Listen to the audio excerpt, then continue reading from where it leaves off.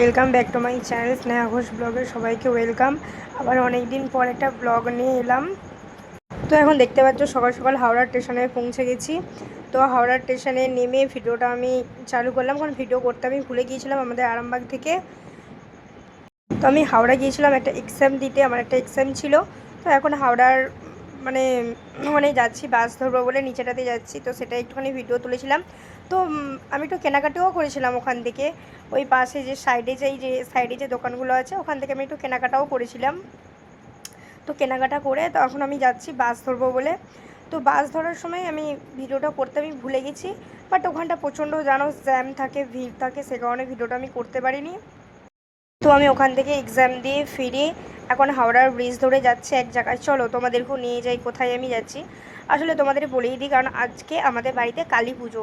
তো সেই কালী পুজোর জন্য মালা আনতে যাচ্ছি, ফুলমালা। তো দেখো এখন আমি যাচ্ছি ব্রিজ ধরে ফুলমালা আনতে, কিন্তু ভিডিওটা চালু করলাম কারণ যেহেতু হাওড়ার ব্রিজ দিয়ে যাচ্ছি, দেখতে কতটা ভালো লাগছে। আমি যতবার হাওড়া গেছি ততবার আমি হাওড়া ব্রিজের উপর দিয়ে গেলে ভিডিও করেছি। দেখো ফুলের মার্কেটটায় আমি চলে এসেছি, এখান থেকেই ফুল নেব আমাদের ঠাকুরের জন্য। তো যেহেতু কালী মায়ের জন্য মালা নেব, তো একে ভালো দেখে নিলাম, দেখে নিয়ে একটা মালা চয়েস করে নিয়ে নিলাম। তো দেখো এখানে দুটো মালা আছে, নিয়ে নিলাম। তো এসেই ট্রেনটা পেয়ে গেছিলাম।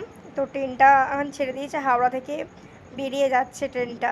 আর এত রোদ্দুর, এত গরম, মানে ভীষণ গরম। ট্রেনে বসে আছি, জীবন বেরিয়ে যাচ্ছে। তবু হাতে একটা ছোট মিনি ফ্যান ছিল, তাও প্রচণ্ড গরম করছে। দেখেছো মুখ চোখের অবস্থা কতটা, কারণ এক জায়গা থেকে এক্সাম দিয়ে এসে তারপর ট্রেন ধরেছে। এখন আমি বসে আছি তারকেশ্বর স্টেশনে, কারণ একটু কাজের জন্য তারকেশ্বর স্টেশনে আমাকে নামতে হয়েছিল। তো এই দেখো আমি দেখিয়ে দিচ্ছি, তারকেশ্বর স্টেশনে বসে আছি, পরের ট্রেনে আবার বাড়ি ফিরবো। তো এখন বসেই আছে, এত গরম, স্টেশনের ফ্যানগুলোও মানে ঠিকঠাক করে চলছিল না, একটা চলছে তো একটা চলেনি, এরকম ভাবে অবস্থা। তো এখন বিকেলের দিকে এখন সবাই আনাজ কাটতে বসে গেছে, কারণ যেহেতু কালী পুজো, রাত্রে সব কুটুমজন আসবে, সে কারণে মা আর ঠাকুমা বসে আনাজ কাটছে। আর আমি বসেছিলাম, আর আমি আলা হয়ে গেছি, আর এখানে পিসিতে আর আমাতে গল্প করছিলাম বসে বসে। আর সারাদিন তো রোদে জার্নিং করেছি, তাই দেখছি আমার মুখ চোখটা পুরো কালো হয়ে গেছে, মানে কেমন একটা নিজেকে নিজে লাগছে।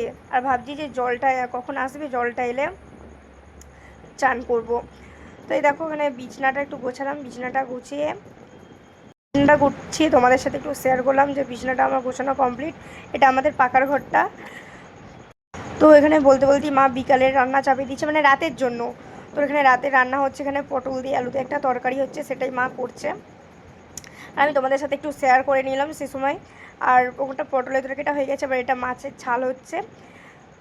ক্লিপ আমি তুলতে পারিনি, যেটুকুনি পেরেছি সেটুকুই তোমাদের সাথে শেয়ার করছি। আর দেখো বিকালবেলার দিকে একটু রাস্তার দিকে বেরিয়েছিলাম, কারণ যেহেতু কালী পুজো জানো, রাস্তার দু সাইডে লাইট দিয়েছে। এদিকে মানে পুলিশরা সবাই চলে এসছে। এই দেখো রাত্রিবেলা তখন ঠাকুর আনতে বেরিয়ে পড়েছে, সেই সময় আমরা বেরিয়ে এসে দেখছিলাম, মানে তখন আগের দিকে চলে গেছে আর কি। আমি পিছন থেকে একটুখানি ভিডিওটা তুলতে পেরেছিলাম, কারণ ঠাকুর আনতে যাওয়ার সময় অনেক অনেক অনেক লোক, এখানে মানে যে গার্ডে পুলিশরা ছিল তারা সব সাইড করে পাঠিয়ে দিচ্ছে। দেখো এই দৃশ্যগুলো সত্যি খুব সুন্দর দেখতে লাগে। সত্যি কালী পুজোর দিনটা যে কীভাবে কেটে যায় নিজেরাই বুঝতে পারি না। ওখান থেকে বাড়ি এসে এবার রেডি হয়ে যাব একটু মন্দিরে যাওয়ার জন্য। দেখো এই শাড়িটা আমি নতুন নিয়েছি, তো ঠাকুর দেখতে যাবো, এটা আমি রেডি হয়ে গেছি, আর এটা আমার নতুন শাড়ি। তো চলো এখন বেরোনো যাক। তো আমি আর ঠাকুমা যাচ্ছি, কারণ বাকিরা সবাই খেয়ে দিয়ে শুয়ে পড়েছে, কেউ আর রাত্রিবেলা যায়নি, সবাই ভোরবেলার দিকে যাবে বলে। তো চলো আমাদের ঠাকুরের সাথে দর্শন করে দিই, এটাই হচ্ছে আমাদের কালীমা। তো সবাই দর্শন করে নাও। আর এখানে সাংবাদিক এসছে, মানে উনি আর কি আমাদের মন্দিরের ব্যাপারে বা মায়ের ব্যাপারে সমস্ত কিছু জানছিল বা উনি বলছিল। তো আজকের ভিডিওটা এই পর্যন্ত। কেমন লাগলো আমার ভিডিওটা অবশ্যই কমেন্টে জানাবেন। ছোট একটা ভিডিও শেয়ার করলাম, দেখা হচ্ছে আবার পরের ভিডিওয়ে।